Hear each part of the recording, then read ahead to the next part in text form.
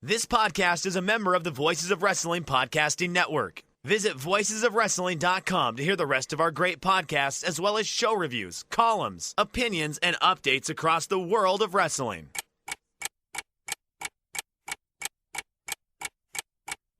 Welcome to Jumping Bomb Audio.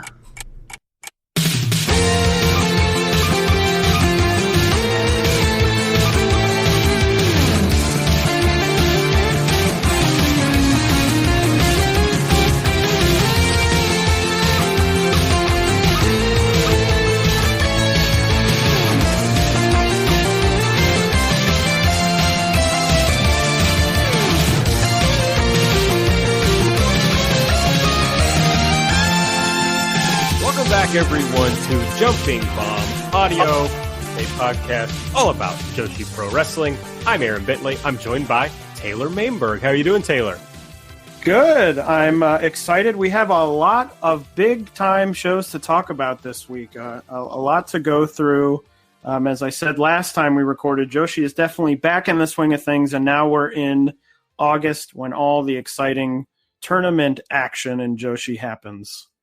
This feels quite a bit different than let's talk about two Stardom shows from 2011.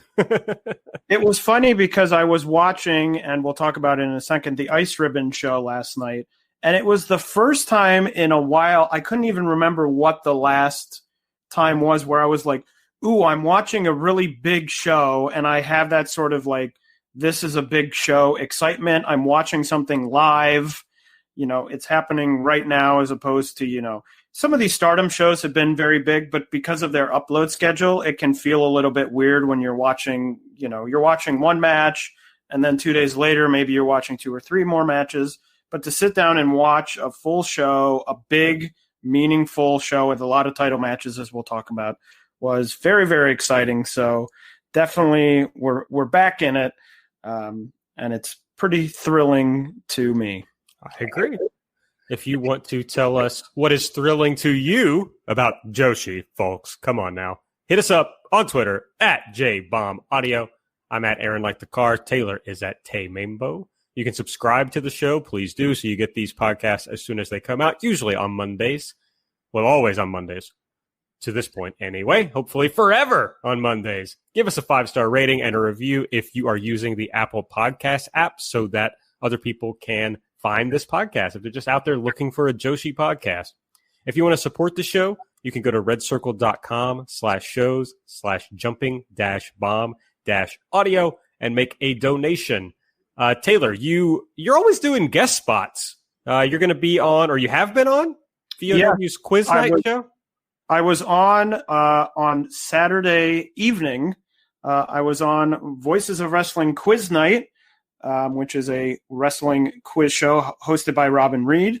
I had a great time.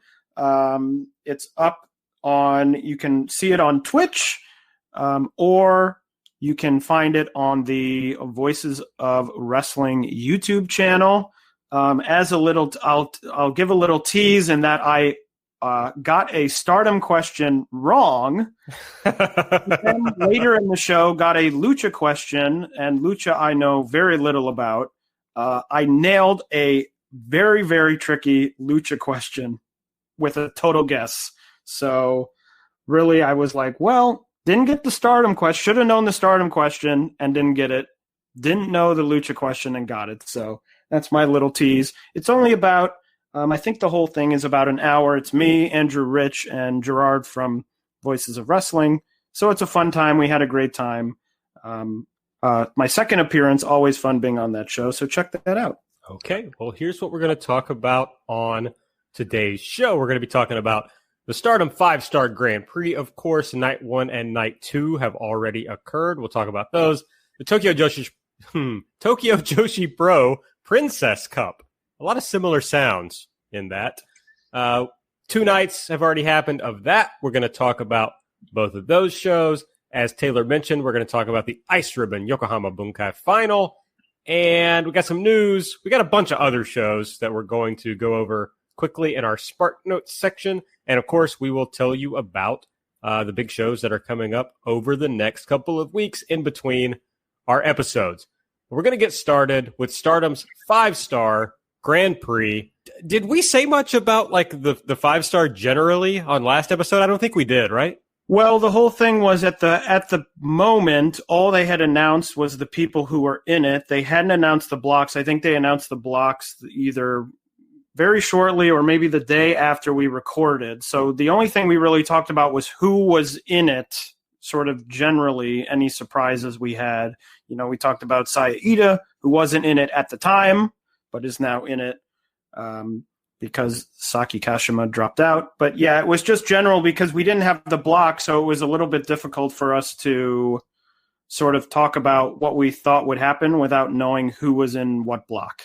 Gotcha. Well, I guess we should quickly just say, like, for people who are new to Stardom, we should describe the 5-star Grand Prix a little bit, I think. So it's Sure. it's a league. It's like the G1. If you're a New Japan fan, it's similar to the G1. It's just like a round robin league. You wrestle everybody in your group 2 blocks, and the person who scores the most points, you get 2 points for a win, 1 point for a draw, no points for a loss. The person with the most points in the red block faces the person with the most points in the blue block in the finals. The winner then gets a title shot.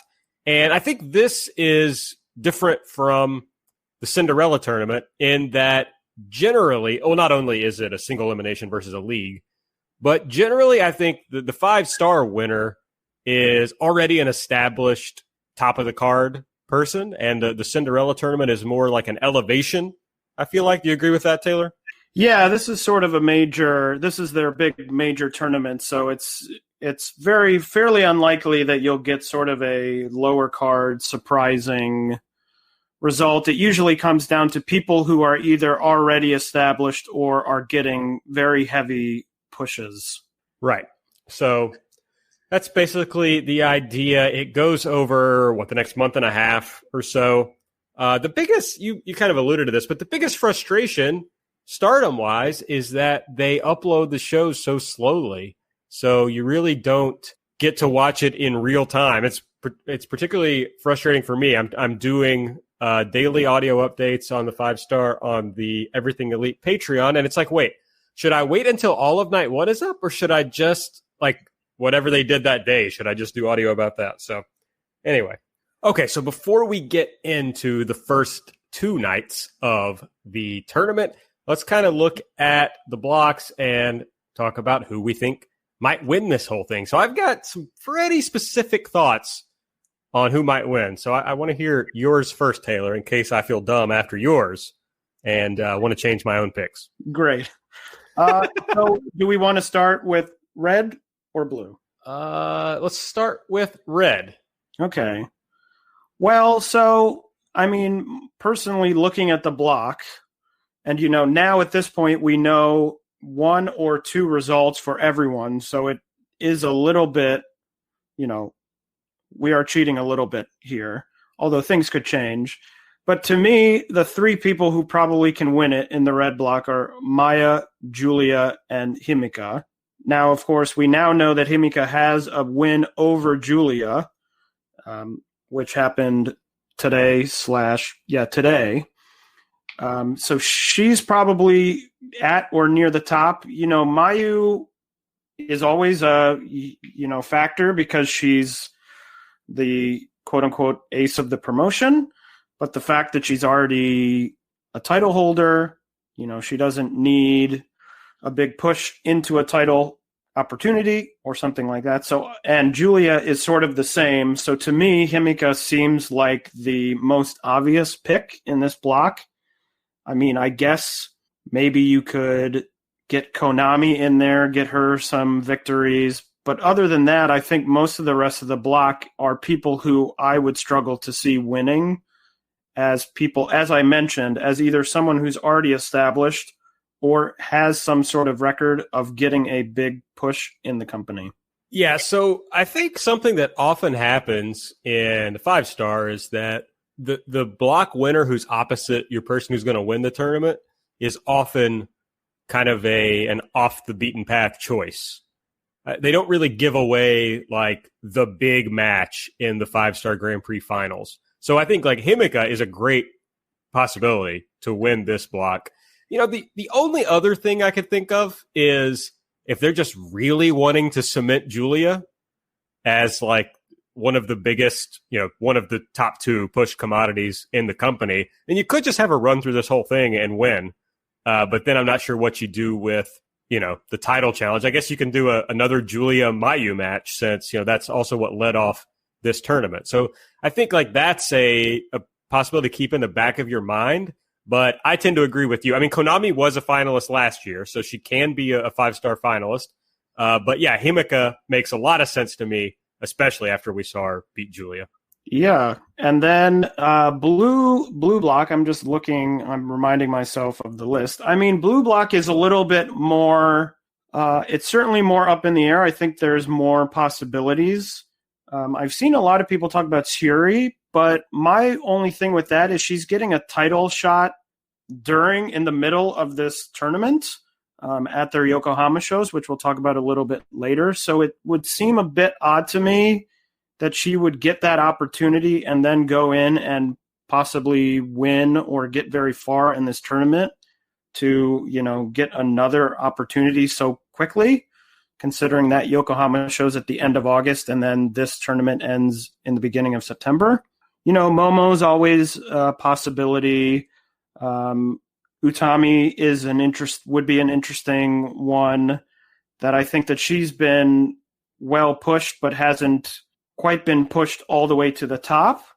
So to me, those are the 3 that stand out most to me in the blue block. Yeah, I've heard some people talk about Momo as a possibility, but she's also, in the Yokohama Cinderella shows wrestling Mayu and Julia. So I don't know. That seems kind of weird to me. I think the Shuri thing is she's going to win the 3 matches before her title match in Yokohama, and then she can lose the rest of her matches. But she needs to go really strong into that. So I don't read a lot into her winning these first few matches.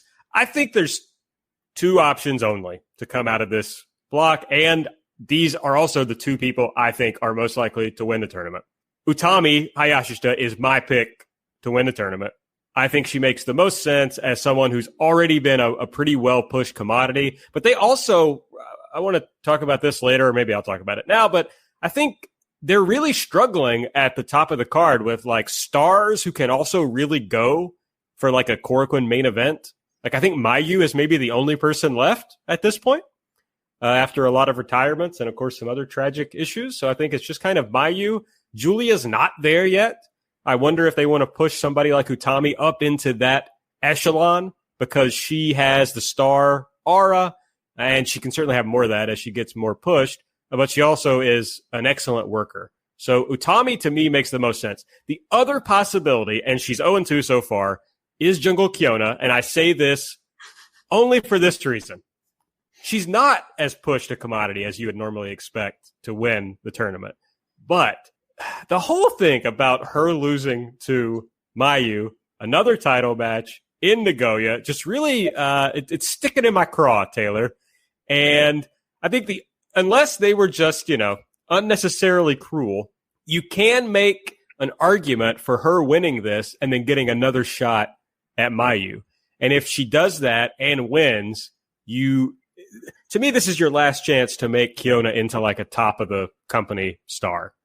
And if they do that, it's possible. She's 0-2. But if you look at the rest of the matches she has left, Momo, Azumi, Natsuko, Ida, Maika, she can win all those easily. It does not strain belief to think that she could win all those. So that's my other possibility. But I do think that Utami is the one who comes out of this block and wins the whole thing. I will not be tricked by Jungle Kyona again. I'm very zen about the whole thing. I have no faith. So if you set your expectations very low, you can never be disappointed. That's kind of me. My good friend Mike Spears is saying that Momo's going to win. He's picked her to win.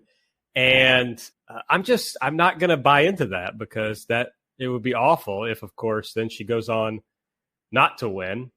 Let's look at the VOW Stardom the VOW Stardom 5-star GP pick'em.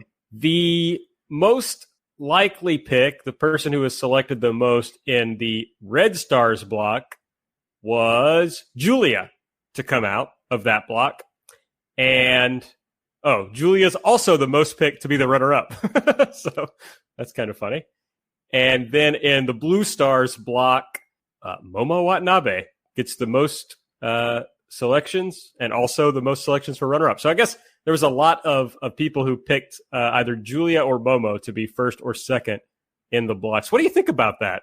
That's interesting because I'm actually thinking about it more now that you said that. And I think it's a case where, Himika beat Julia today. And I have some sort of feeling that it's going to come down to a tie between the two of them. And that because Himika has the head-to-head victory, she goes into the finals. I just don't know if the company would put her in the finals just to have her lose.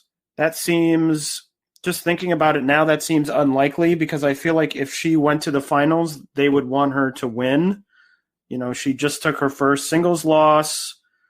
So you were talking about her getting in and facing whoever would come out of the blue block and then losing.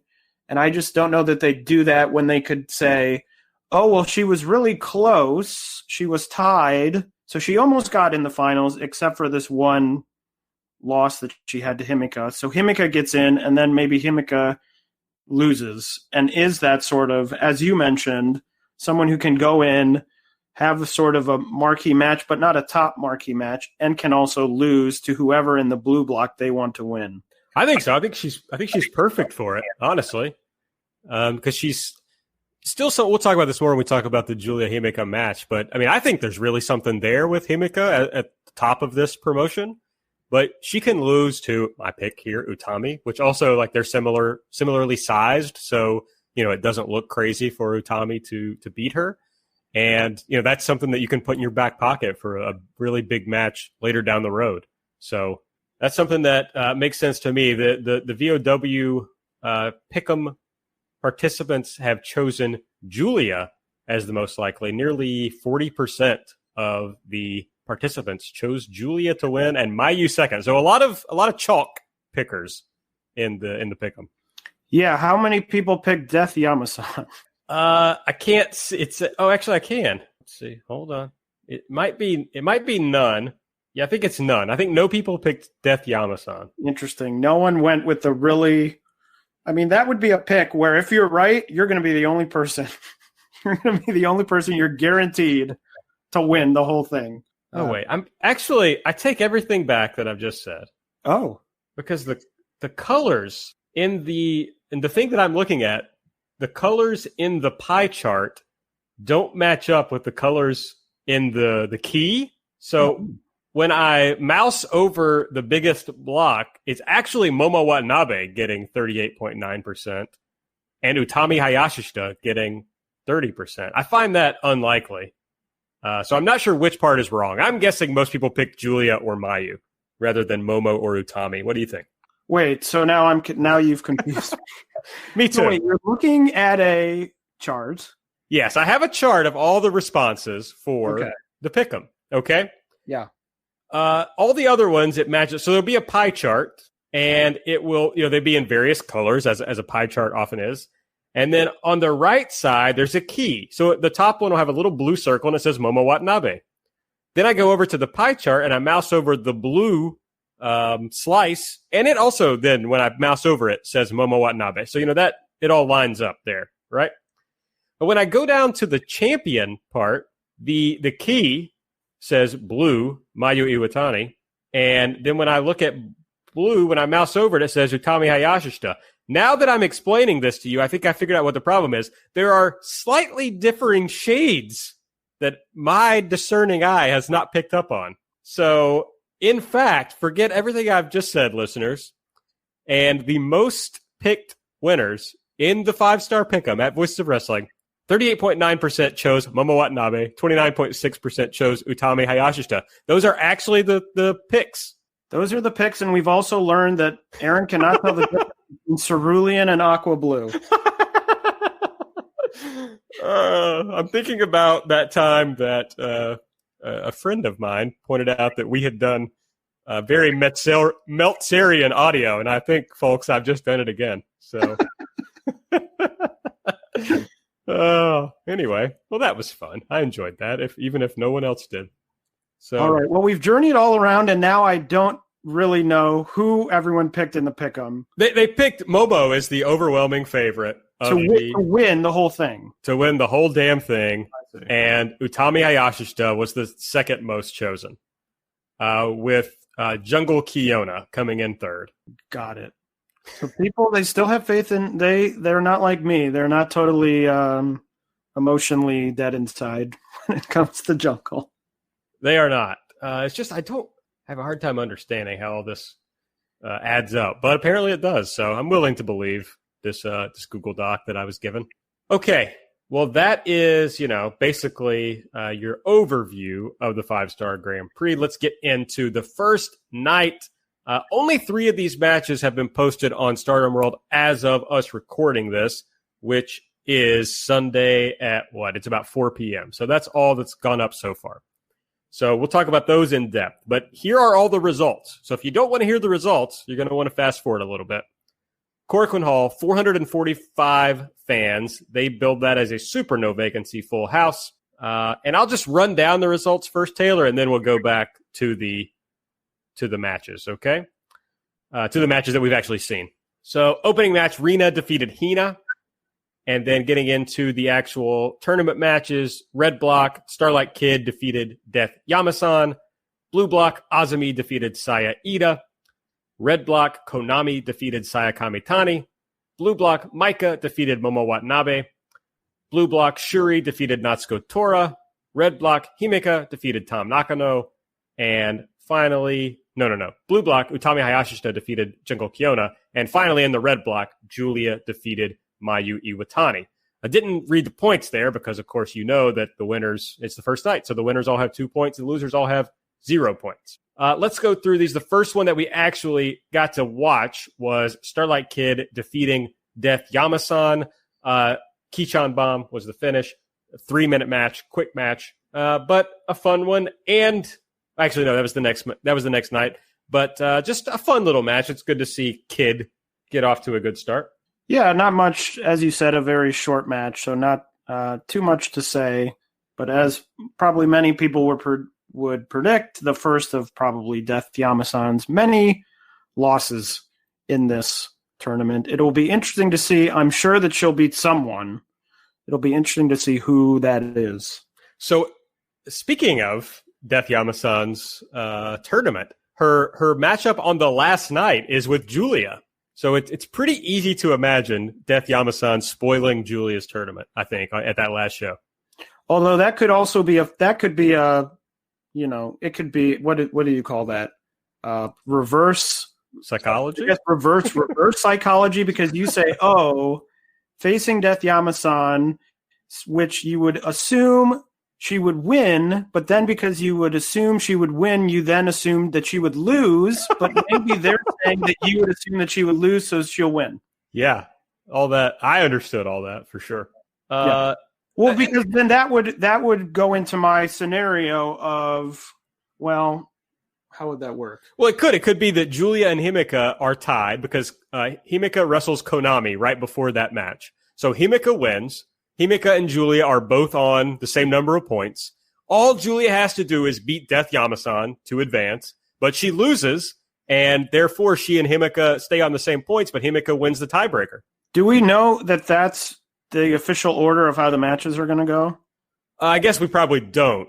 We probably don't know that. Because my thing would be that Julia, that they're tied. Himeka and Julia are tied going into the last night. Julia goes first and beats Death Yamasan and is 2 points ahead, and then it's Himeka needing to beat Konami to tie and therefore go into the finals. I guess that could happen. I guess those are two possibilities. Yeah, either one of those works. And I don't know if you know this, Taylor, but our one of our dreams will probably be crushed on the final night as Momo Watanabe faces Jungle Kiona. Aaron, as I've already mentioned, my dreams are already crushed. That's right. I'm sorry.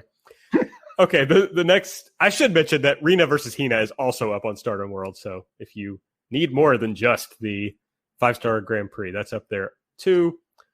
Let's see. What's the next match that we've seen? It was Saya Ida losing to Azumi. We mentioned this briefly, but Saki Kashima opted out of the 5-star due to health reasons, and they haven't said anything more than that.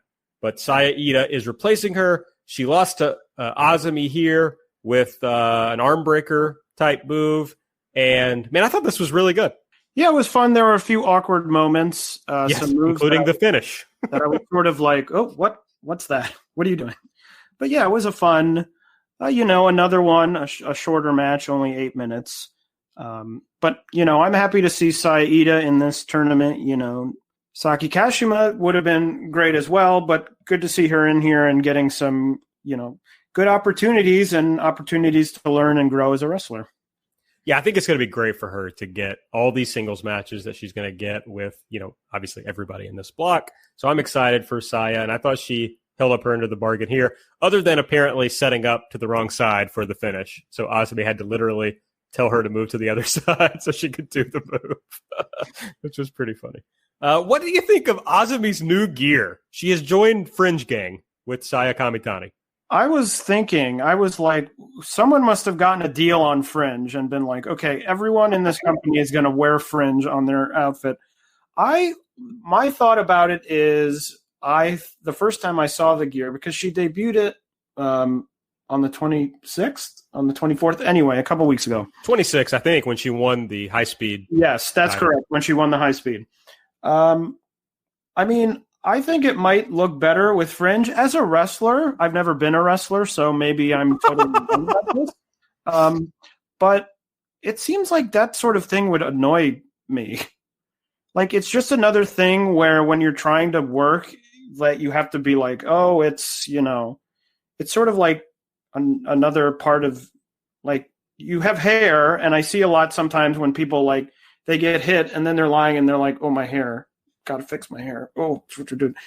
So it seems like a weird, I guess you can just sort of let it do whatever it wants to do, but it just seems like another thing that would possibly, distract or annoy you during a match while you're wrestling. Well, it definitely, in this match, like, went over her shoulders, I think, at one point, and she had to kind of, like, push it back, and I had the same thought of, like, well, that's probably annoying at times, but her whole new gear is just wild. There's just a lot going on this new gear. So I guess that's what you do when you know you're about to win the title. Yeah, it would be fascinating if someone, maybe if you're listening, could do this, but put together I don't know what I want to put together. Okay. Not a list. A list is not the right word, but of all Azumi's gear throughout the years in Stardom, because it's a wild ride. Because remembering her, very young as a rookie, just starting out, she was switching between things a lot, and it was like weird. She wore a lot of weird things, so I just feel like seeing them all in a sort of a timeline or something would be really wild. Yeah, I can see that. I was noticing, because she's gone to like a dark grayish hair now, and she changes her hair a lot too, I feel like, which, if I were a 17-year-old girl, I'd probably do that too. So I think it's cool. But the gear is just, there's a lot going on. I meant to go, I don't know if this is interesting or not, but I meant to go through the picks. So 70% of people thought Starlight Kid would win the match against Death Yamasan. 74% for Azumi in this match. So, everybody got those pretty easily. Let's move on to the main event, since that's the only other match that was posted. Julia defeated Mayu Iwatani with a double glorious driver. And one thing I wanted to mention, you were talking about those matches being short. This is a 17 minutes, and it's a 20-minute time limit in the 5-star Grand Prix, so nothing over 20 minutes. But I really like this match. Let's see. We had 48% of the pick'em participants thought this would be a draw, but it did not. Julia got the win. Got close, but didn't quite get there. Yeah. So I was, again, I feel like I'm repeating myself, sort of in the middle on this match. But I think last week I talked about I said, there's something about Julia's singles matches, I can't put my finger on it, that really prevents me from enjoying these matches. I think I'm closer because I was watching this match and trying to figure it out. But I can't even really still put it into words. There's this sense of, even when she's on the defensive, which she was in a portion of this match as Mayu was, hitting her moonsault and things like that, it feels still very much like there's a lack of, oh my God, she could lose at any time. Or, it's so very sort of packaged and like, here are my moves, here are the things I do, I'm doing them now, and we're just sort of moving forward in the match. I don't know, it's a sense of, maybe coldness is not the right word, but it seems very like, we're in a match, I'm doing moves, I am I am a heel, quote unquote heel, and I'm doing these moves. Here are my moves that I do, and we're moving forward in the match. I don't know. That's also not a good description, so maybe it's worse than me saying I can't put my finger on it. I don't know. I'm sorry. Go ahead. Oh, I figured it out. I've just figured out the word. Excellent. Sanitized. Oh. It feels very like when we talked about Mayu 2 weeks ago with that match she had where she messed up the 619 and then they botched that top rope move. There is a sense with Mayu that she's trying really hard, but sometimes she does things and they don't work out, or she does things, she tries something and it's like, whoop, shouldn't have tried that.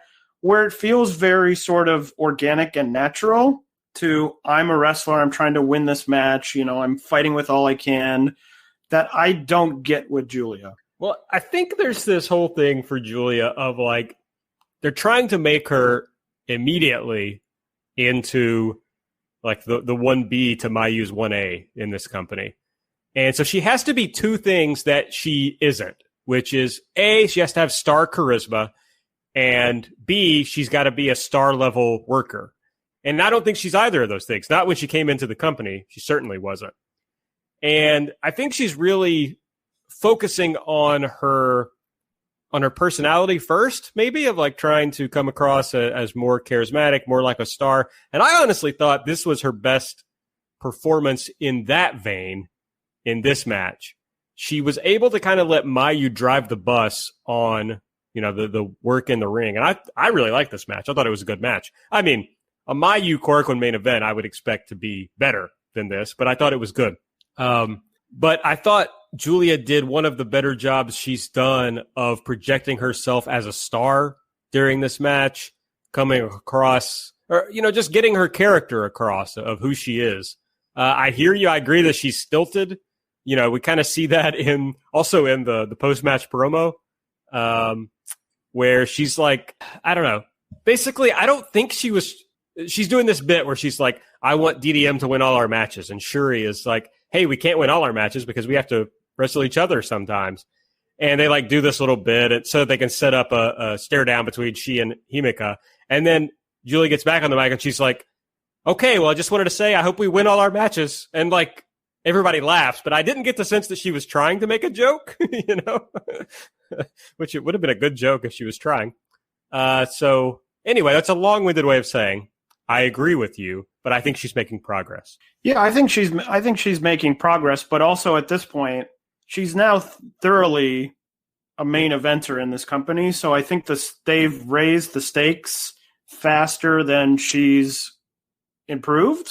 To me, she was sort of rising up the mid card. Now it's like, you're a main eventer, you're a big star, and that time of growing. She needed more time to grow before they did that, and they didn't. They sort of rushed it a little bit, so now she sort of has to keep growing and catch up to where she is on the card. Oh, yeah, for sure. They dropped her into the main event, and we're like, see what you can do here. And it was a real struggle at first. It's, I think, less of a struggle now, but still a struggle. Luckily, she had Mayu here. I think you see the next night that it's a little tougher when it's her thrown in there with Himeka instead of, fucking Mayu Iwatani. So, I agree with you, but it's not going anywhere. She's going to be at the top of this promotion for the foreseeable future. So she's either going to have to get better or it's going to get bad, one way or the other. All right, moving on to night 2, and we'll recap all the points when we get done with night 2. There's only one matchup. That was the main event of Julia and Himeka. Just to run down the card, in a non-tournament match, Saya Kamitani defeated Rina. And then getting into the tournament, Maika defeated Saya Ida. Mayu Iwatani defeated Starlight Kid. Momo Watanabe defeated Azumi. Tam Nakano defeated Konami. Utami Hayashishita defeated Natsuko Tora. Shuri defeated Jungle Kiona. And Himeka defeated Julia. But let's jump into that match first. So did you think she was any better in this match than she was in the match with Mayu? No. And I agree with you that, well, I think that the best parts of the Mayu match were the sort of Mayu control periods when she was in control, because, of course, as you just mentioned, it's Mayu Iwatani who's great. Again, I don't think that these matches are bad. I feel like the way I'm speaking, it could come across like I think like these are disastrously bad matches. I just don't think they're great, and they're not up to the standard of the other wrestlers that we've seen in main events of Stardom shows. Now, I know the 5-star Grand Prix has not, some years has not created great matches all up and down the card, but, this is the main event at Korakuen Hall, so you're hoping for really a blow-away encounter. Didn't get it. I'm very high on Himeka, but I wasn't super crazy about this. At one point, I think Julia hit her with a forearm, and she made a face like in the cartoons when someone gets hit with a frying pan in the face and they sort of turn towards the camera and they're like, roll. It was like weirdly overselling to me, which I found very strange. But yeah, it was just sort of fine. I think my favorite part of it was Himeka standing up at the end, cutting a promo and being like, yes, the undefeated Julia. Oh, whoops, you're not undefeated. I just beat you. That was like the best part to me, was her standing in the middle of the ring while Julia's laying there and being like, oh, yes, you think you're great, and actually you lost. She started by saying hello to everyone who loves Himeka, stealing Julia's catchphrase. So yeah, I just think that currently, besides Shuri, who is obviously very good and a veteran, very experienced, I think that all three of them, Himeka, Julia, and Maika, are all people who currently, their skill level lends themselves much better to these multi-person tag matches, 6-person matches, whatever have you, just because they can go in, they can show their strengths, and then they can get out. Whereas in a match like this, you have to show the whole thing, the strengths and the weaknesses. So not great to me. What did you think, Aaron? I think I liked it quite a bit more than you did. I mean, I didn't think it was great. Probably, 3.25 or so. I thought it was good. I liked it. But it definitely showed that, Julia needs a star to have a really good match, like a star in the ring with her. Her best matches have been with Mayu Iwatani and Hana Kimura. So when she's in there with Himeka, she's not going to hit those highs. I agree that Himeka had that one really bad facial expression, but overall, the way she carried herself made me think that she could be a huge star and could ultimately be at the top of this promotion if booked in the right way. But they have a real. You're right when you say, well, they've kind of thrown Julia into the deep end and these other people who aren't really up to the standard of the company. But who else do you want there? I mean, I know you're going to say Jungle Kiona, and I agree.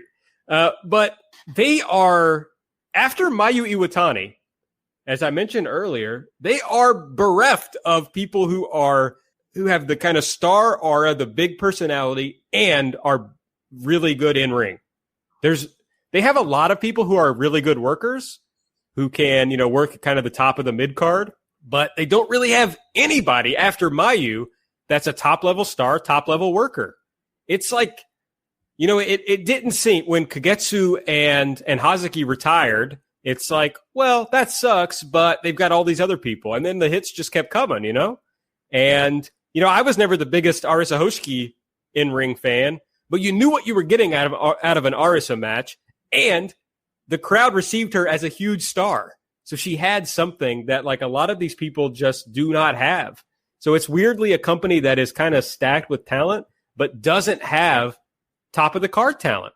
Yeah, I think you're absolutely right. And I will say for Himika, one place, I think that she has gotten her character much better off the bat than Julia has. She's sort of this, obviously she's one of the bigger people on the roster, and she's sort of this sarcastic, person. Like I talked about the promo at the end, talking about, oh, Julia, you're undefeated. Oh, wait, you're not undefeated.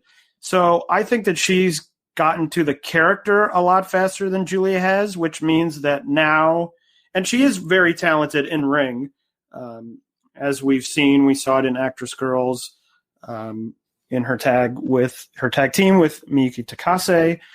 She has the skill, so it is there. It's not as if she's like totally green or anything, and she's already got the character. So I think that actually, I don't know that the company's going to put her above Julia at any point. So she sort of has shorter to go. She was in this main event, but this is, the 5-star Grand Prix where they're putting, they're moving people up and down the card. So it's not a title match, or she's not defending a title, where she's being relied on to have a main event every month or something like that. But for a one-time thing, it was interesting to see. And so I think to where they want her to go, she's closer to that point than Julia is to where the company wants her to go. I think that's fair. But I think they should keep an open mind, because they're going to have some top-level stars wherever it comes from. And, your Azubis and your Sayakamitani's are far away. I mean, they don't have to be that far away. Obviously, you can be pretty young and be a big Joshi star. But I don't think, like, within the next year, either of them is ready to hold one of the major singles titles, So I would keep an open mind about people. It's like, going with Jungle Kiona is not the worst idea at this point. I'm sorry to keep bringing this up, Taylor. I know it hurts. But already established, already received very well by the fans, a very good worker. You need some of those folks. Yeah, no, you're not going to trick me. I already did it. I'm not being tricked by this anymore. I'm sorry. Okay, well, let's look at the points real quickly in the blocks. The Red Stars block, Himeka is on top with 4 points, the only undefeated person in the Red Stars block. Mayu, Julia, Tom, Konami, and Starlight Kid all on 2 points. And Sayakamitani and Death Yamasan are both pointless so far. In the Blue Stars block, we have Utami Hayashishita, Shuri, and Maika, all on 4 points. I think the Maika one is the most surprising there. I expected Momo to beat her in their opening match, but Maika got the win, so they're all 3-2-0. Azumi and Momo are on 2 points, and then after everything I just said, Kiona, Natsuko Tora, and Saya Ida stuck on 0. Sad. But it is sad, but it's early on. The next show is going to be on August 15th. And again, if you want, really digging into every one of these matches, hear at least my thoughts on every single match that happens in the 5-star Grand Prix over at patreon.com/everythingelite. I'm going to be doing some sort of daily audio that ends up covering every match that happens in this tournament. So check that out. But of course, on the next episode of Jumping Bomb Audio, we will discuss some of the more recent big matches. I feel very confident. Okay, anything else on 5-star? No, I think that's it. That's it for me. Okay, let's move over into the Tokyo Joshi Pro Princess Cup. They've had 2 shows so far. Now, we talked generally about the Princess Cup last time. So, we don't need to break down kind of how it all works as much. One thing that I came across, Taylor, that I thought was interesting, Oyster's Earrings on Twitter posted a bookmaker's odds for the Princess Cup. And I thought we were kind of struggling with, who was going to win or who was the favorite to win. So I thought this was an interesting thing to look at. And the top 3, according to Oyster's Earrings, Shoko Nakajima at 6-1, Mizuki at 7-1, and Yuka Sakazaki at 8-1. But I think that lines up at least with kind of the top people in the promotion, other than Miyu Yamashita, who he had in 4th. Yeah, although, my thought with these is always, with Yuka, who's already holding the title, my thought was that you can probably get her out with someone, then you set up a title match, and also, you're not having her in the finals where she wins and then you're like, well, what do we do? Or she names her own challenger or something like that. So I would have probably put her at slightly lower odds just because she's the champion, and it seems unlikely that, for a promotion that probably has enough people where they can have someone win and challenge, to have the champion win and say, I'm going to pick my challenger or something like that, seems slightly less likely to me. But yeah, I mean, Shoko, Mizuki, Miyu, all sort of at the top of the company. So probably at the base, just looking at it at a glance, are the most likely people to win. All right, well, let's look at the first night at Kanda Myojin Hall. And there are some non-tournament matches in this as well, but I think we're just going to focus on the tournament matches. So, and I know we talked about it some last week, but this is a single elimination tournament. So it's not like the 5-star. If you lose in this, you're gone. So the first round 1 match, Suzume defeated Haruna Neko. And this is a match of basically teacher versus student, or Haruna Neko, kind of the guiding force for Suzume. So Suzume gets the win over her with a diving crossbody in Suzume's very first Tokyo Princess Cup match. Yeah, I thought that she looked good. She had a match on the first night and the second night. I thought Suzume looked really good on both nights for someone who is so young in the wrestling business. Yes, I agree. Although I thought the match on night 2 was much better, which we will talk about. We had Maki Ito defeating Himawari Unagi with the Ito Deluxe, and I thought this was pretty fun. I mean, Tokyo Joshi Pro, you're like, other than your big main event matches, a lot of time it's just the matches are fun, right? I mean, do you think that's fair? Yeah, I like this match. I thought Unagi's offense looked really cool and interesting. She had a moment when Ito was against the ropes and she sort of jumped up in the corner and did a split kick. I guess it's how I would describe it, although probably is not too descriptive. She did a great leg drop. I thought her offense looked really good, even though she was defeated in the match. So yeah, I thought it was a fun match, cool offense from Unagi, and of course Ito is a big personality, so her matches are always a lot of fun. Thought you were going to talk about the boob-based offense there, Taylor. I was afraid that's where you were going. No. I was talking about only the athletic ability. Okay, that's fair. I was wondering where we were going. Next up, Natsumi Maki defeated Mina Shirakawa with the Backlash. And I thought this, at this point, was the best match of the show so far.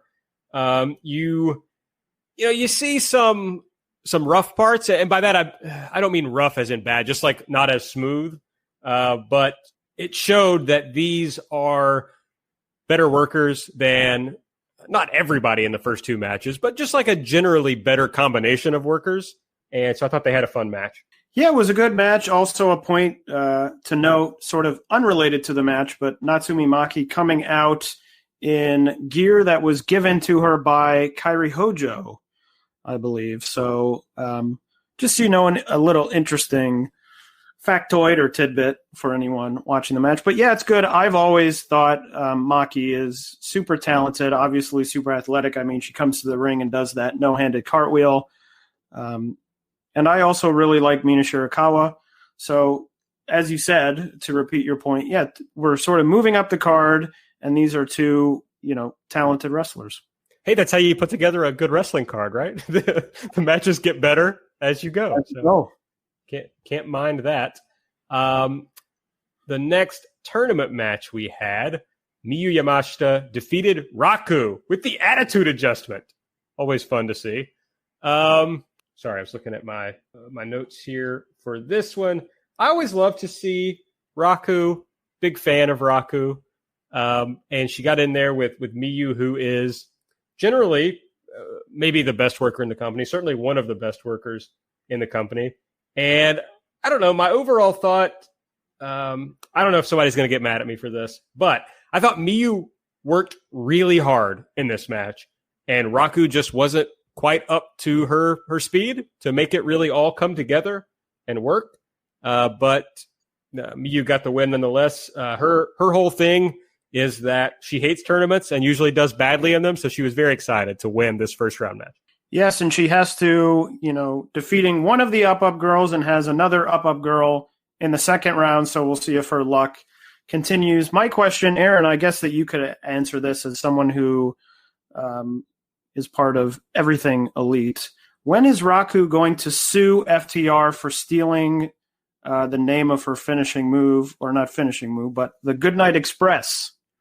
Every time they say it on AEW TV, I say, hey, that's Raku's move. Yeah, we mentioned that, I think, once a week, or every time FTR shows up on AEW, we mention that on the podcast. So, this isn't me, soliciting business or anything, but Raku, I'll do it for free. If you would like to sue for gimmick infringement, I'd be happy to represent you here in the United States. So I think she should do it immediately. It pisses me off. If FTR really knew as much about wrestling as they claim they do, if they were historians and really up on what's going on in wrestling, they would know that they're stealing from a much better character. Yes, and also I would love if you took that case on. That would probably get would get both your podcasts a lot of publicity. Yes, I think so. So I'll do it, Raku. Now I met Raku at an idol festival in Tokyo, so we have a little history. I won a carnival game to meet Raku, and that's what happened. And importantly, I don't know that we've talked about this on this podcast, but you are learning Japanese. I am learning Japanese. That's true. I did not know any Japanese when I met Raku, and she was trying to speak to me in English, and we were just having the worst time understanding each other. I obviously am from Kentucky, so I speak the way I speak. And so she was having a hard time understanding me. I wasn't quite sure what she was asking me. It was a wild ride. But I was still coming off the high of winning this carnival game that nothing could bring me down, really. Great. But anyway, that was that match that we just talked about. No, it was cool. That was a cool story. Matt SDL, friend of the show, Matt SDL was there when this happened. He can confirm that this is all true. Okay, Taylor's not going to go down this road with me, so I'm just going to move on. The main event of the show, Yuka Sakazaki defeating Nodoka Tenma with the magical girl, Niwa Toriano. What did you think about this one? So I like this. I thought that this was we talked about the odds earlier. I thought that this was a surprising result. To go back to the odds, Nodoka Tenma, when I first saw this chart, is at 19-1 odds. And I thought that was a really, if we were really, putting money down, that would be a good pick. It's not long astronomical odds, but it is sort of, you could put some money down and make some money. Because I thought that Tenma is she's challenged for the title before, she challenged for the title last year. She's a credible challenger. It's someone who could beat Yuka, and it would be believable. And then you get Yuka out of the tournament, and you don't have to worry about it. So it was a surprising result, but good match. Obviously, the two of the probably people closest to the top, in that top tier of talent in Tokyo Joshi. So I enjoyed the match. Always enjoy seeing Yuka Sakazaki. Absolutely. Moving on to night 2. I enjoyed night 1, but I thought night 2 was a much better show. Like up and down the card, I just thought pretty much every match was quite a bit of fun. And there was a lot of variability in the match style on night 2. Again, I'm just going to go through the tournament matches. So Mizuki defeated Suzume. So Suzume's Tokyo Princess Cup run falls short in the second round. Which, if we're talking about the odds, this was a huge mismatch because we had Mizuki at 7-1 and Suzume at 400-1. So, she did her best. Yeah, Suzume's Cinderella run in the tournament, and I'm not talking about the Stardom Cinderella tournament, but her Cinderella run in the tournament comes to the end in the second round. Although the first night of matches was sort of like play-in, matches just because of the number of people they had. Yeah. It was sort of like those 11th seed March Madness games where you have to play an extra game to get into the sort of quote-unquote tournament proper. So a very short Cinderella run, but yeah, like I said with the last match, I thought Suzume looked really good in both of these matches, and I enjoy this. Mizuki is probably close or maybe my favorite wrestler in Tokyo Joshi, so always enjoy seeing her. I'll end up saying this a few times during this show, but to this point, this match was my favorite of either show. I really liked it a lot. Just like Suzume trying really hard, but Mizuki just being better. That's like a classic wrestling story, right? So I enjoyed it a lot. Next up, Maki Ito defeated Yuki Kamifuku. I will never stop loving Yuki coming out to Old MacDonald Had a Farm. How could you? It's always so good. This Ito won with the Ito Deluxe. I thought this was a pretty weird match. I'm not going to say I thought this was the best match of the tournament to this point. I thought it was like pretty disjointed for two people that I really like. And I think Ito is very good almost always. And Kamiyu can be very good. There was just like a moment where Kamiyu went to punch Maki Ito, but then instead of punching her, she collapsed, like selling the back from earlier in the match. But it just came across really awkward, I thought. Like, I get what she was going for, but it just seemed like an odd way of telling that story. Yeah, that moment, I think that is what they were going for, but I agree, that same moment, it felt like something where almost like she had misstepped and had been like, whoa, like lost her balance, but then she was like, oh, my back, and I was like, okay, it's part of the match, but it did seem a little bit odd. I agree, I was pretty excited for this match. Looking at the brackets after Ito won the day before. But yeah, it was fine, but, nothing blow away for me. Next up, we had Miyu Watanabe versus Mirai Mayumi. And let's see, I've lost my notes here, but Miyu won this match. And this was a match I really liked a lot. It was very different from anything else on either of these shows. It was just both people coming in with a very specific strategy, never straying from it. Miyu going after the back, Mirai going after the arm. I thought Miyu showed off like how good she is at selling. Just everything about this I really liked. Yeah, one interesting thing about Tokyo Joshi is they seem to pump out rookies at an incredible rate. Certainly faster than I think anyone else in at least Joshi, if not all of, Japanese wrestling or even American wrestling. And so it's so fascinating to me to see the different sort of paths of progression of each of the different rookies. Some come out, they get, all of a sudden they're like, wow, they're great. Some of them, take a little bit longer. I think Mirai is one who hasn't been around that long, but has looked really good since she debuted, and definitely someone to keep an eye out for, in my opinion. I mean, facing someone in Miyu Watanabe who is already very good and probably near the top of the company. So, yeah, I agree. A super fun match between, and a great match to see between someone more experienced and sort of a younger, not exactly rookie, but sort of close to being a rookie. And then the main event of night 2, and this is our first big match where, if we're looking at the odds that are both like high, both have good odds, short odds. So Yuki Aino defeated Rika Tatsumi, and we had this was an upset. So Yuki came in at 12-1, Rika at 9-1, and I thought this was really good. This I think was since it's at the final match of night 2, I can say I think this was the best match of the tournament so far. Yeah, a little bit, as you said, both had sort of high odds, so a little bit surprising. Yuki just had the title match, which she didn't win. So, not out of the realm of possibility. But yeah, Rika is, to me, another one who's so good, very talented, and Yuki also can go as well. As we saw in that title match a few weeks ago. Was that a few weeks ago? Yeah, I think so. Yeah. Okay.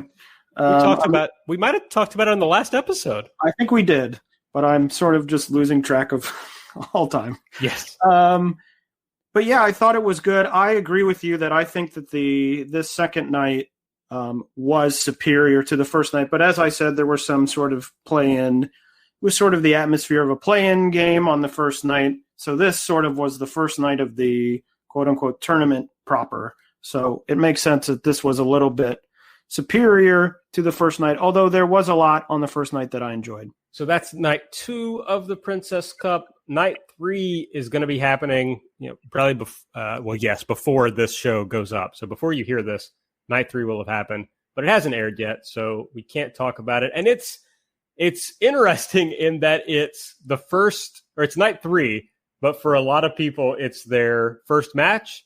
And I think the tournament really kind of gets going here. So Hyper Misao versus Yuka Sakazaki, Hikari Noa versus Miyu Yamashita, Pam Harajuku versus Natsumi Maki, and Shoko Nakajima versus Mahiro Kiyu. So a very good card. They'll follow that up on the 15th and the 16th with the final 2, play-in, or not play-in rounds, but, before the finals. And then August 29th, they'll go to Shinjuku Face for the finals. And we'll be able to preview that finals matchup on the next episode. All right, anything else about the Princess Cup? Nope, that's the whole kit and caboodle. Okay, next up, unfortunately, I have not been able to check out the Ice Ribbon show that popped up this morning, right? So it happened last night. Yes, it ended at 6 a.m. Eastern time this morning. Yeah, so I haven't been able to check it out yet, but you've watched the whole show, right, Taylor? Yes, I watched it live last night. I was up very late, later than I thought I would be up. I was thinking, I'll be asleep by 4:30 or 5, and then I looked at my phone at 5:15, and I said, well, never mind. As they were in an intermission, I said, well, that's not happening. But it went till 6. It was a 4-hour show, one of their bigger shows of the year, which makes sense. One of the last few shows at Yokohama Budokan. There's the Oz show on August 28th. And then I believe there's 1 or 2 Big Japan shows at the venue on the 29th, and then that will be it. So this, as I mentioned, one of the very last shows in this venue before it goes away. So overall, I thought that this was a super fun show, very easy to watch. I mentioned it was 4 hours, but it actually went by very quick. Opened with an 8-person tag team elimination match featuring Ibuki Hoshi, Maika Ozaki, Riko Kaiju from Seedling, and Thekla, taking on Benny Okawa, Satsuki Totoro, Yappy, and the debuting Yuki Mashiro. This was a super fun match. It was actually very quick for an elimination match. I think the first elimination happened within maybe the first 2 minutes of the match. A lot going on, obviously, with 8 people in the ring. I thought Riko Kaiju, I was happy to see her get an opportunity outside of the world of Seedling on this sort of big show. I thought she did very well. And it came down to Maika Ozaki against the rookie Yuki Mashiro, and I actually thought that was the best part of the match. They had a great little few-minute sprint, a lot of really cool near falls with Yuki getting very close to pinning Maika a few times before losing. So I thought it was a lot of fun, a great way to open the show, high energy, quick pace. The next match was a tag team match with 2 returns, Akane Fujito and Asahi, returning for the first time since, I believe, the end of February, taking on Miku Aono from ActWres Girl'z and the returning, for the first time in many years, Mio Shirai. That was really the draw for me in this match, to see Mio Shirai return. Supposedly, this is a one-time only return, but I have to say, Mio Shirai looked amazing in this match. She looked so good. It was sort of a good and bad, because she looked so good. I was so excited. I was so happy. But then you think, it's a one-off. I wish she would come back. I mean, she came in the match, and the first thing she did is she delivered this great-looking axe kick to Asahi, which looked really great. She did a tarantula submission in the ropes, which looked really cool. She just came off, to me, like a star. And so the match ended. She actually was defeated by Asahi, who rolled her up for the 3 count. But, the match ended. I said, oh, that was great. And I really hope that this isn't a one-off, because I think that Mio is really great and would be an asset to Ice Ribbon or even the Joshi world at large. The next match was the first of 6 title matches that were on the card.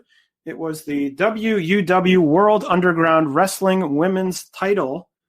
This was a title that had been Thekla's. She lost it to Cherry, and Cherry here was defending against Matsuya Uno.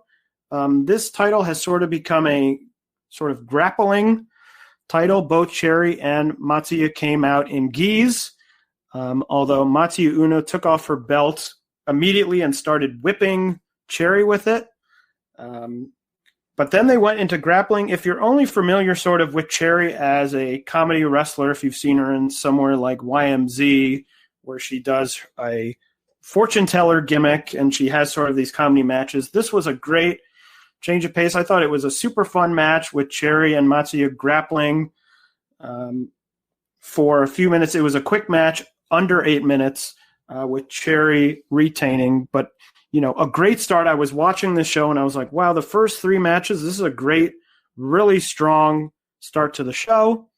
The next match, another title match. It actually was title matches all the way up for the rest of the card. So this was the Triangle Ribbon championship match between Chanchiru, the champion Tehanma, and Ram Kaichou of Rebel and Enemy. And Ram, actually, I figured that she would win, although some people I saw online thought that Tehanma would retain, but Ram won. I like Ram. She's got a great personality. She's such an interesting character, and I'm excited to see what she does with that belt. The next match was the IWGQ title match, the title that returned recently on the no audience Ice Ribbon Dojo shows. And it was Himeka Hoshi defending against the returning Makoto. And I thought that this match, another great match, I feel like I'm repeating myself a little bit here, but it was great. I thought Makoto was really hard-hitting, didn't hold back. They had a really fantastic match. It's a 19-minute time limit for these title matches. They went just over 12 minutes with Hoshi retaining her title, although there were a couple moments I thought maybe Makoto would pull it off and get the victory. I thought that would be very interesting because she's someone who was in Ice Ribbon for many years and then left and has now returned. It will be interesting to see if this is a one-off for this sort of big show, this big blow-off, or if she comes back more often. Then the top 3, the first of the top 3 was the brand new, deciding the first champion for the Fantast Ice title match, which was a hardcore match, pinfalls only, between Risa Sera and Rina Yamashita. One of the highlights of the match, or even the pre-match, was Rina Yamashita riding out to the ring on a motorcycle driven by Manami Toyota, which was very cool to see. And then actually they brawled to the outside at one point, and Rina got back on the motorcycle and drove it into Risa Sera, giving her a lariat on the outside. They then got back in the ring, and it got, very hardcore. They had a huge ladder in the ring that they were suplexing each other off. They had lots of chairs. They brought out light tubes. Actually, Risa brought out I guess you could call it a fan made of light tubes. It was huge, giant size. It was probably bigger than her body. And at one point, she swung it at Rina Yamashita. Rina was bleeding quite a lot. Her face was pretty much entirely red. This was a super match. I recommend you check it out. I went 4 stars. Risa defeating Rina Yamashita to become the first Fantast Ice champion. The Fantast Ice will be sort of like the DDT Extreme title, where the sort of rules of each title match will be decided, as the title matches are announced. They'll decide the rules. The rules could change for each match. The semi-main event was the dropkickers, Tsukasa Fujimoto and Tsukushi, taking on two-thirds of the Frank sisters, Hiragi Kurumi and Mochi Miyagi. This was a good match. This was probably the one match on the show that I was slightly underwhelmed with. I thought it started off really well. There was some interesting stuff. Mochi Miyagi landed on her head off a drop kick at one point, which looked crazy. Fujimoto jumped off Hiragi's back at one point to do a drop kick. But then they got to the end, and I thought that the finishing sequence sort of went on too long. It was the point when, it's two of them in the ring, and they're trying for a pin, and someone comes in and they break it up, and then they're thrown out of the ring. It felt like that probably should have been a few minutes shorter. So it got to the point where I was sort of like, wow, this, a big move. Oh, this is going to be oh, no, it's not the finish. Oh, this is going to be the big move. This is going to be the finish. And it wasn't the finish. So that would probably be my only complaint. Not a bad match, but for the semi-main and a match I was pretty excited for was a little bit disappointing for me. And then finally, the main event for the Ice Infinity title, Maya Yukihi defending once again against Suzu Suzuki. They had a title match a few months ago that we talked about on the show, and actually some people, I had talked about how it sort of had underwhelmed me a little bit. Some people tweeted at me, and we talked about, I was expecting Suzu to win, and it sort of wasn't she was originally going to get the title match at Yokohama, and then it was in a much smaller venue. Maya defeated Suzu at that point, so it was a little underwhelming to me, but this rematch at Yokohama was everything I really wanted that first match to be. I thought it was really a great match, especially considering Suzu at the top of the card. She's only 17. She came out like a house of fire right during the intros, hitting Maya with a German suplex. But Maya came back. She had a lot of really tough, mean-looking offense. She at one point was elbowing Suzu in the back of the head, which looked really brutal. They both really sold. It went 23-29, so nearly 25 minutes. They both sold exhaustion near the end. I thought they had a lot of nice little touches through the match. Maya at one point had hurt her leg, so she put Suzu in a submission, and then you could see her as she was in the submission sort of trying to get her leg, back in shape, which I really liked. A lot of really good, close, near falls, one or two that I definitely bought into, and my heart sort of leapt.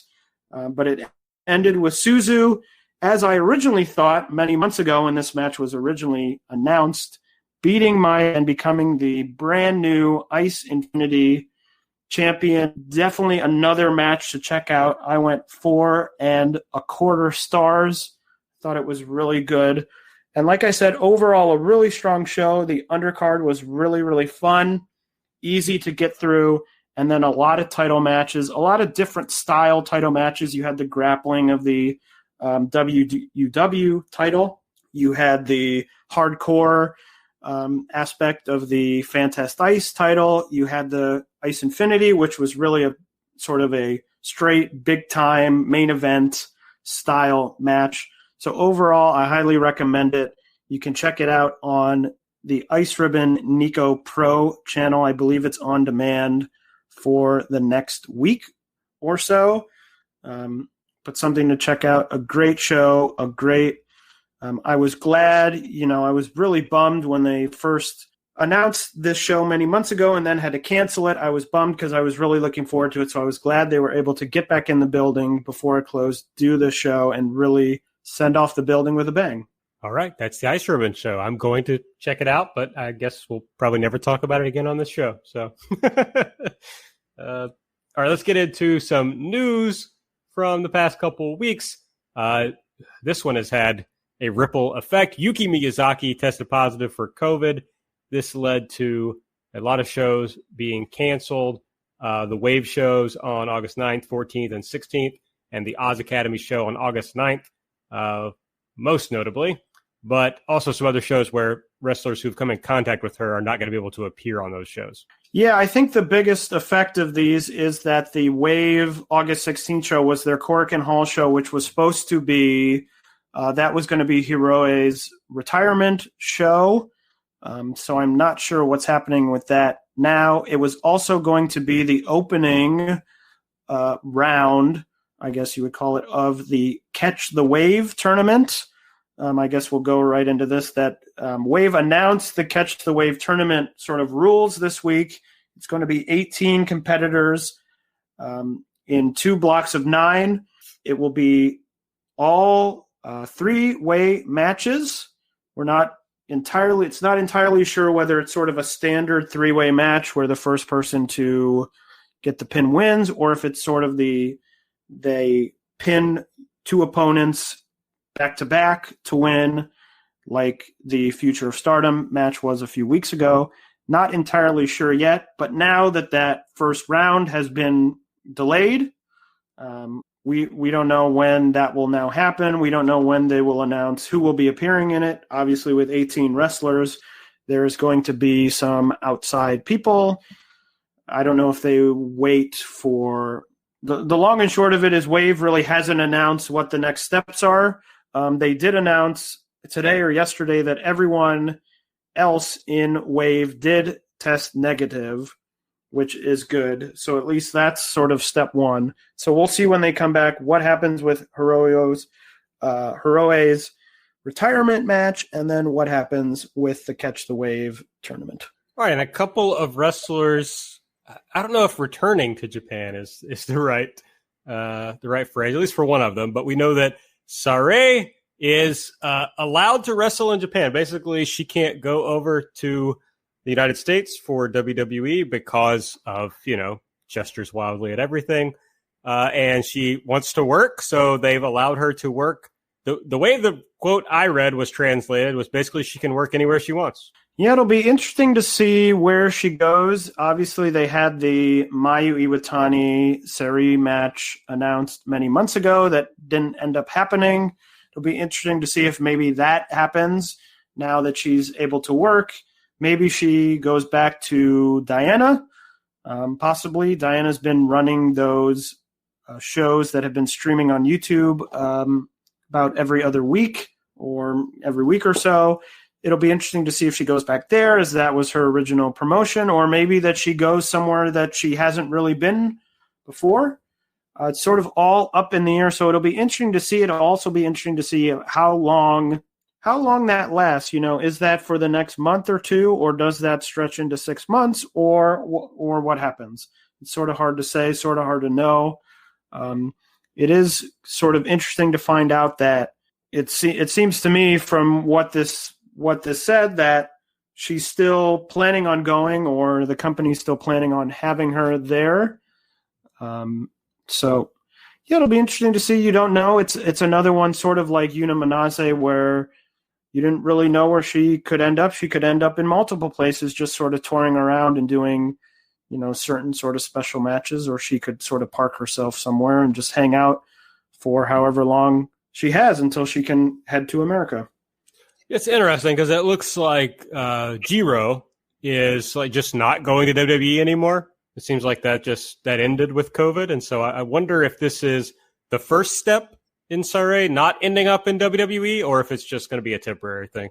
Yeah, I guess we'll see how long sort of, if, it lasts a month. If in a month she's still wrestling, you could say, well, maybe she goes at the start of 2021. But if we get to a year from now, if it's August of 2021 and she's still in Japan wrestling, to me, that might signal that WWE just says, well, it's easier just to, it's just one person, just leave her, and maybe they come back to her in 2 years or something. She is still very young, so it isn't like they have to get her over there now or else she'll be, too old to wrestle for them. So they have time. It's not an emergency situation. But yeah, the Jiro situation is sort of a different thing. He hasn't talked about it, but he has seemed to be wrestling everywhere. He was announced for the Champion Carnival, the All Japan Champion Carnival this week.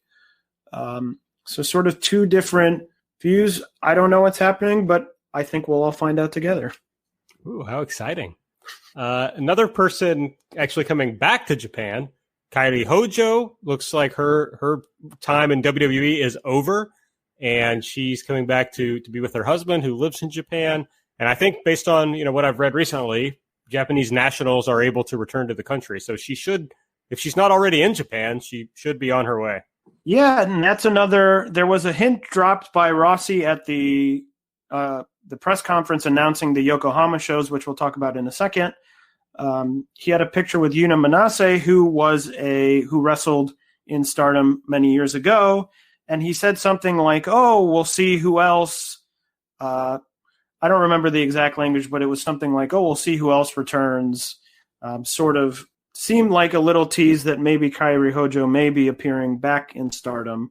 Although I'm not. That's another one I'm not exactly sure. There were reports that she didn't want to wrestle, that she just wanted to go back to Japan to be there and, retire. But, retirements in wrestling are overrated. We've seen many that have not lasted very long or, can be broken. So we'll see what happens. But an interesting time, Sareee and Kairi Hojo, two really top talents who all of a sudden are sort of back in the world, and available for maybe someone to use and could be a boost to pretty much every Joshi company going right now. Boy, those two, or one of those two, would really solve that issue I was talking about earlier with Stardom not having top-level talent. I mean, with someone like Sareee, I would love to see her have that Mayu match, but she's kind of someone who was more of a freelancer, even though, Diana was her home promotion. So I hope to see her jumping around. Kairi, I think it's more likely if she wrestles that it's, back in Stardom. So that would certainly cover a lot of sense for Stardom. Yeah, it certainly would. Bringing back a huge star who's been in the, it would be a big return to Stardom would certainly help, but it would be interesting to see, maybe she comes back and she says, I only want to, I'm coming back, but I only want to wrestle for 6 more months. I'll wrestle in Stardom for 6 months. And then, does Stardom just sort of put her in special matches that are cool, or do they put a title on her and say, we'll figure it out in 6 months? So a lot up in the air.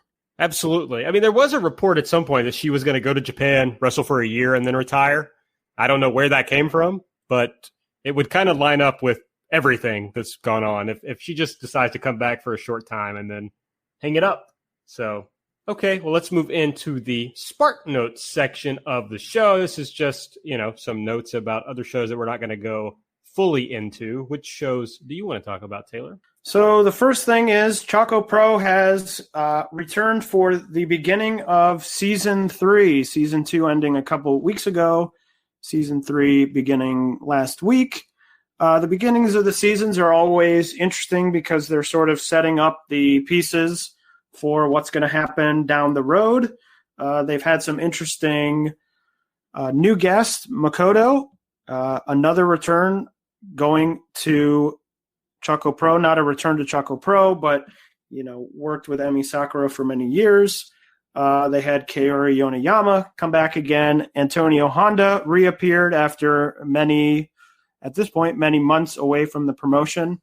They're currently building to on August 17th. Emi Sakura is celebrating her 25th anniversary in wrestling. We'll talk about that in a few minutes when we talk about the upcoming shows, but that's sort of the big event they're building to now. Wave had the show on August 1st. That was the show where all the stuff with Yuki went down. It was a fun show, not essential to watch. They had a Hero A gauntlet match in the main event, which was really, I think the show was only 3 matches. That was really the match to check out if you want to check out that show. That was on Nico. I'm not sure if it still is. It may still be. GakePro had a show. It was Miyako Matsumoto and Chris Brooks against Drew Parker and Rina Yamashita. Like all the GakePro shows that have happened this year, a wild time, lots going on, different wrestlers appearing. Shinsuke Nakamura appeared.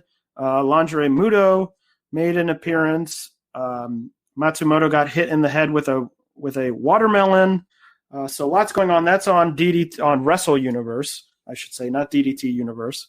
And definitely worth checking out. It only goes the whole video is only about 45 minutes. So a definite fun, sort of out-of-the-box match to watch.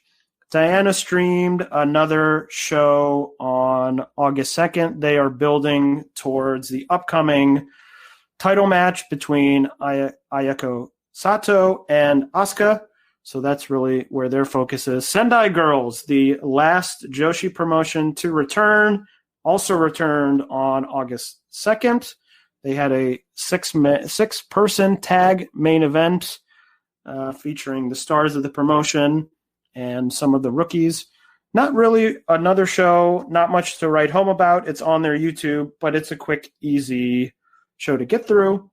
ActWres Girl'z, another show on August 2nd. Lots going on August 2nd. A quick show, only 3 matches, but a really fun main event with Miyuki Takase and Tei Hanma teaming in a tag team match.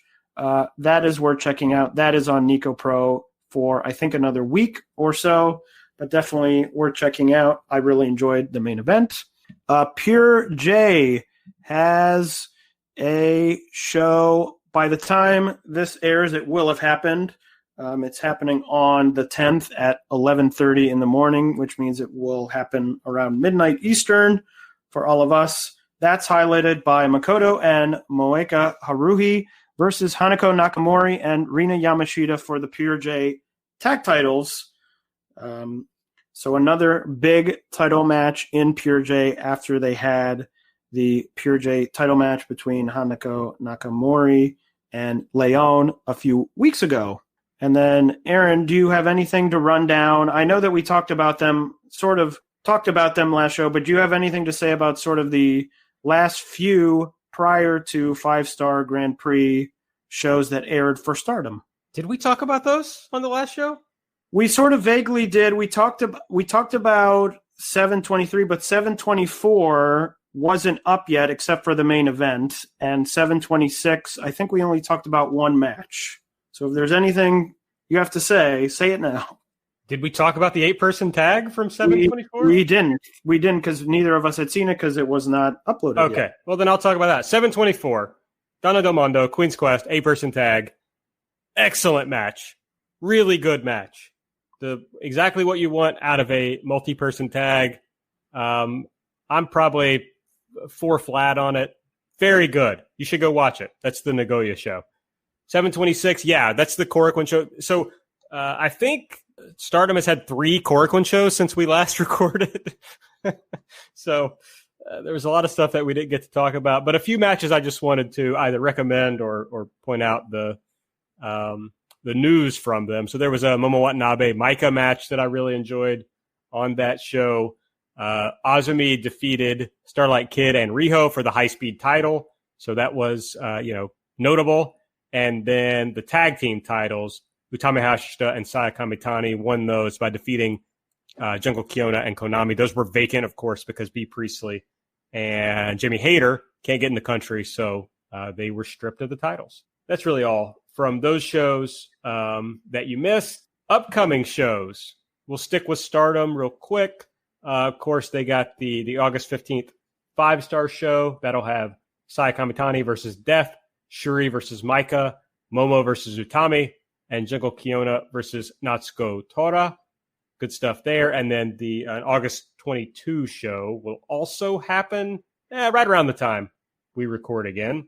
I'm not going to run down unless you want to. I'm not going to run down all these cards. Well, I just want. These are the Yokohama shows. We should talk about these more, I guess.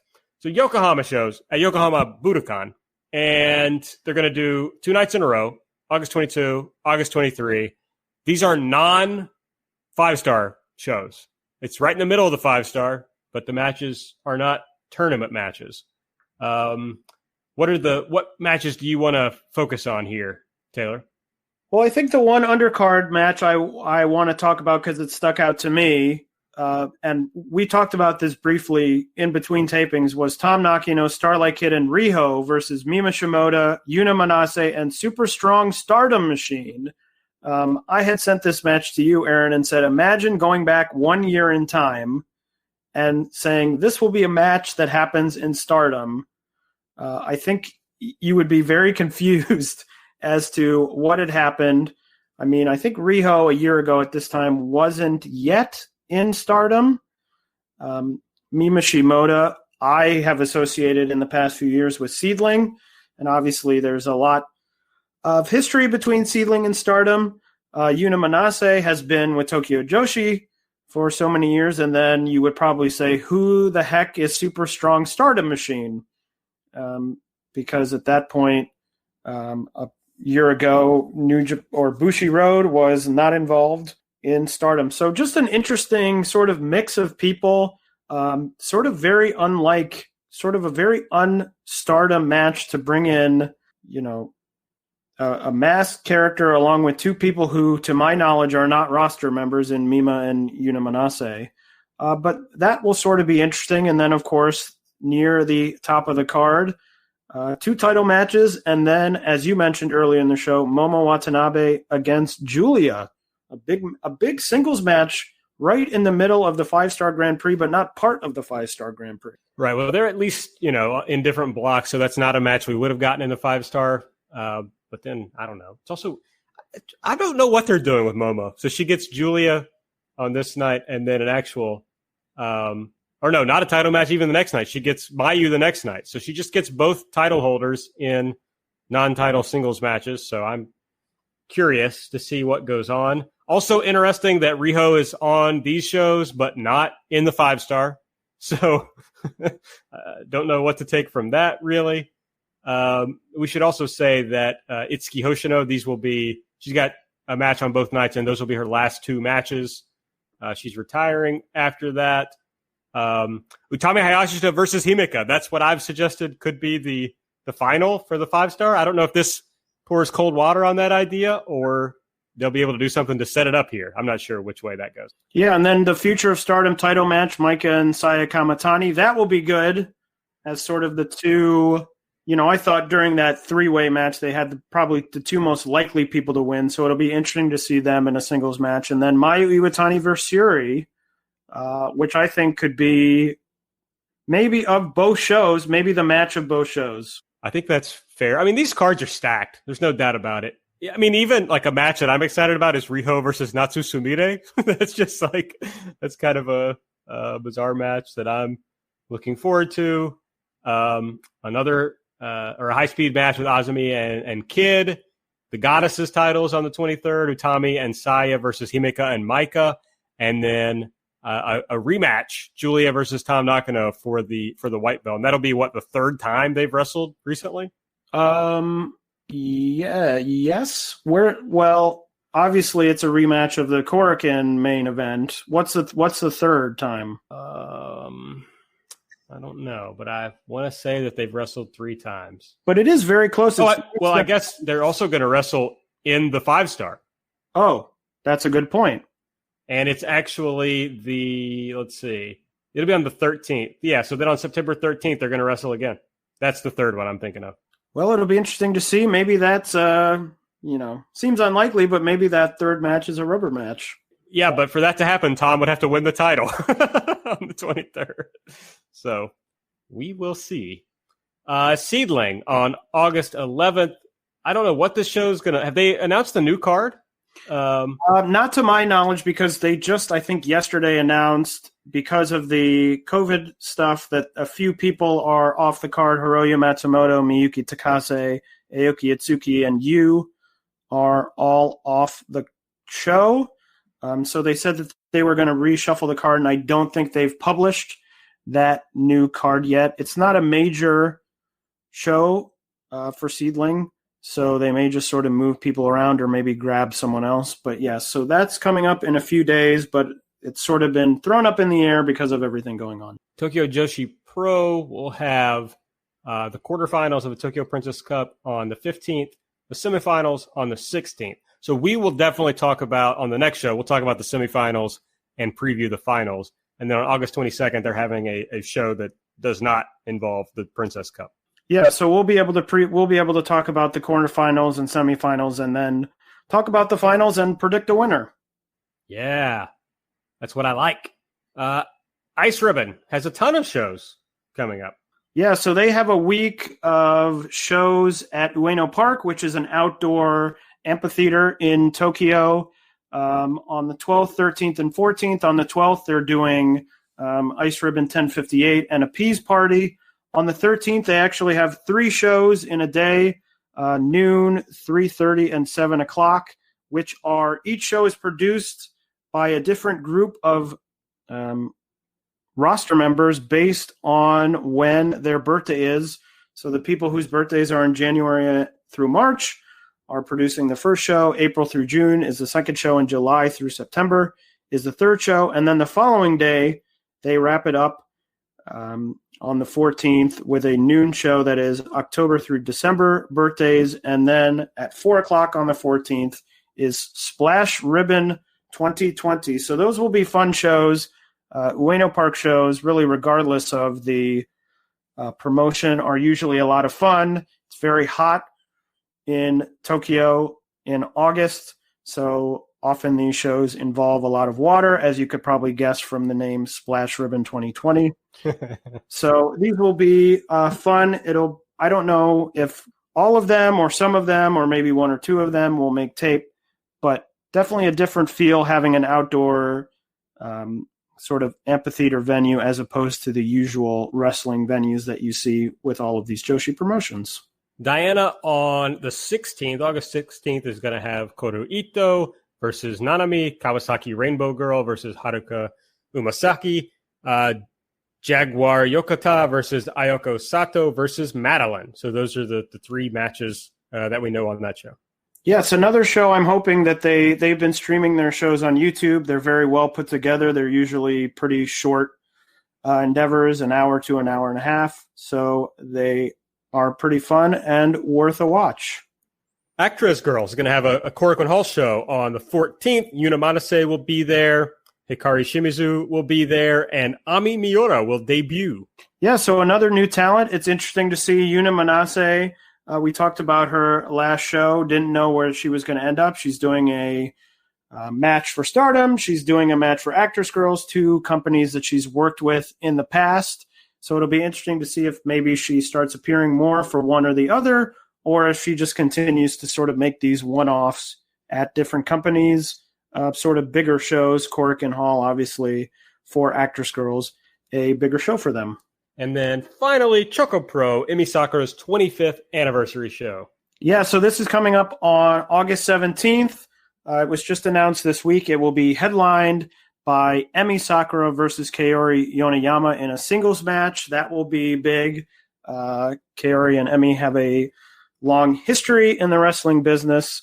They will also, that show also already announced, will have Lulu Penso versus Tokiko Karihara and a three-way tag match between Saki and Yuna Mizumori against Antonio Honda and Minoru Fujita, and also against Chris Brooks and Shota from DDT. So that match, I'm sure, will, with Honda and Brooks and Shota and Fujita in the match, will probably get pretty crazy. But that will be a big show, will be on the Gato Move YouTube. So definitely one to check out to celebrate Emi Sakura's 25th year in the wrestling business. So next episode, I imagine we'll be talking about the 5-star, of course. Those Yokohama shows we'll be talking about. Tokyo Joshi Pro, the Princess Cup, and I don't know, maybe that ActWres Girl'z Korakuen show? Yeah, to see if I don't know if that will go up on Nico or if it will go up on their streaming service. I don't know yet. We'll have to see. I haven't really gotten the rhythm yet of, just because they just sort of started up again based on what they're going to put on their streaming service versus what they're going to put on something like Nico or some other place. But we'll have to see. But yeah, that would, if that's up and available, we'll definitely cover that show. We try to hit basically any Korakuen show if we get a chance to. So, but obviously right now there's a ton of Stardom and Tokyo Joshi Pro happening, and those are the biggest companies. So we will be covering them. Okay. I think that's it, right? I think that covers it all, yeah. Okay, well, if you want to reach out to us, find us on Twitter at JBombAudio. I'm at Aaron Like the Car. Taylor is at Taymambo. Subscribe to the show, give us a 5-star rating and a review on the Apple Podcast app. Support the show at redcircle.com/shows/jumping-bomb-audio. And go check out the VOW Quiz Night show with Taylor, where he gets a Stardom question wrong. Shame. Okay, that's it for this week, or for this episode. See you, everyone. Bye-bye.